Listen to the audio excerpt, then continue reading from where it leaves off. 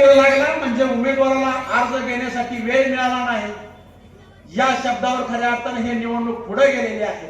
जरी पुढे गेलेली असेल तर तिथं आपला सिद्धिताई वस्त्रे नगराध्यक्षाची उमेदवार आहे, साखराबाई बनसोडे, साखराबाई बरकडे या ठिकाणी नगरसेवकाचे उमेदवार आहे.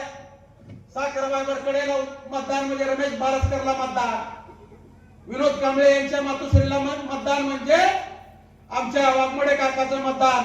म्हणून आपण खऱ्या अर्थानं येत्या 20 तारखेला देखील आपला 3 तारखेला विजय उत्सव साजरा करू आणि 20 तारखेला आपण लढण्याची तयारी करू. आज मतदारसंघामध्ये फिरत असतात दादा, मला आवर्जून या ठिकाणी सांगायचं, मी आज प्रभाग क्रमांक 3 मध्ये फिरत असताना प्रत्येकाच्या घरी भेटायला गेलो आणि भेटायला जात असताना मी त्यांना सांगितलं, माझी जरी निवडणूक पुढे गेलेली असली तरी तुम्ही दोन्हीच्या दोन्ही धनुष्यबाणाला मतदान करा असं सांगत सांगत मी फिरत असताना किती तर घरामध्ये मी नाव सांगणार नाही, पण अक्षरशः ढसा रडण्याचं काम केलं.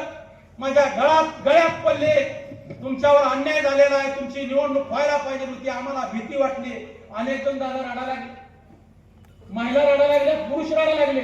मला देखील त्यांच्या गळ्यात पडून रडू आलं. म्हणजे एवढं प्रेम मला इतक्या जनतेने दिलेलं आहे, यांचं उपकार, यांचं उपकार माझ्या अंगावर असलेल्या कातडीचं जोड जर करून त्यांच्या पायात घातलं तर हे उपकार मी कधीही या ठिकाणी फेडू शकणार नाही. एवढा उपकार इथल्या सर्व प्रभाग क्रमांक 3 असेल, या गौतम मारुती चौक असेल, या सर्व अण्णाभाऊ साठे नगर असेल, साठे गल्ली असेल, नागनाथ गल्ली असेल, यांचे उपकार मी आयुष्यामध्ये कधीच फेडू शकणार नाही. एवढं माझ्यावर प्रेम इथल्या लोकांनी खऱ्या अर्थाने केलेला. आणि निवडणूक जरी पुढे गेलेली असेल तर मी एक छोटीशी गोष्ट सांगतो. प्रभाग क्रमांक 5, प्रभाग क्रमांक 5 व प्रभाग क्रमांक 3 एका जागीच एक लेखक होता दादा, आणि त्या लेखकानं पुस्तक लिहायचं ठरवलं आणि पुस्तक लिहायचं ठरवल्यानंतर त्याला ते पुस्तक लिहायला 3 वर्ष लागले.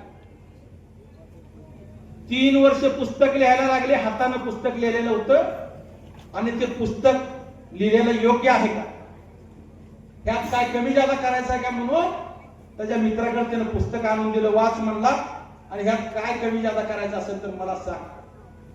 8 दिवस गेले, 10 दिवस गेले,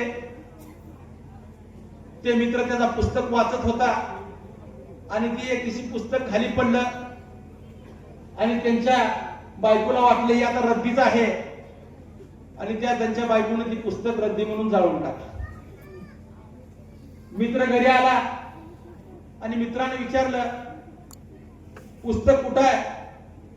ते मित्र सांगायला चचपडा लागला, त्याला सांगता येईना. एवढं कष्ट करून यानं पुस्तक लिहिलेलं माझ्या बायकोच्या हातनं चुकून जळलं, पण त्यानं शेवटी सांगून टाकलं की पुस्तक चुकून माझ्या बायकोच्या हातनं जळलेलं आहे. 3 वर्ष मेहनत केलेली आपली वाया गेली म्हणून तो जरा थोडा निराश झाला, पण पुन्हा एकदा त्यानं मनामध्ये ठरवलं आणि 6 महिन्याच्या आत त्यानं पुस्तक दुसरं लिहिलं त्याच पद्धतीनं, आणि ते छापाई करून सगळ्या महाराष्ट्रामध्ये त्या पुस्तकाचा 1 नंबर आला. त्याच पद्धतीनं आपला 8-10 दिवस आपण प्रचार केला आणि या प्रचारामध्ये निवडणूक लांबली म्हणून निराश व्हायचं काम नाही. ज्या पद्धतीने त्यानं 6 महिन्यामध्ये पुस्तक लिहिलं तसंच आपण येणाऱ्या 2 तारखेपासून 3 तारखेपासून 17 दिवसामध्ये आपण आपलं पुस्तक लिहू आणि या महाराष्ट्रामध्ये रेकॉर्ड करू, अशा पद्धतीचं या ठिकाणी तुम्हाला आव्हान करतो. या बोलण्यासारखं बरंच, पण या ठिकाणी मला या मावळ शहराच्या बद्दल देखील या ठिकाणी आपण काय करणार आहे सांगणार. चरणराज चौरे यांनी सांगितलं की एकनाथ भाई शिंदे यांनी निधी देण्याचं कबूल केलं, हे वस्तुस्थिती आहे.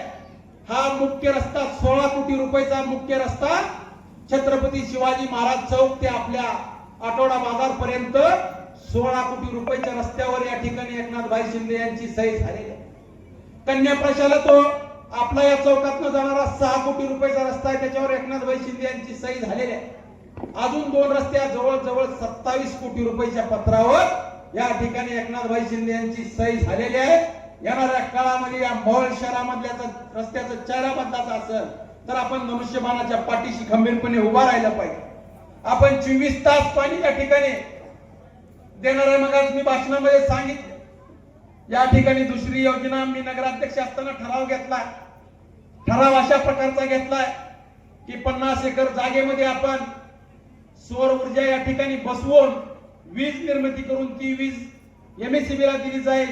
आणि ज्या पद्धतीनं दिल्लीमध्ये 100 युनिट वीज लाईट बिल मोफत दिले जाते, त्या पद्धतीनं 100 युनिटचं बिल या मवळ शहरातल्या जनतेला मोफत देण्याचा निर्धार आम्ही या ठिकाणी केलेला आहे.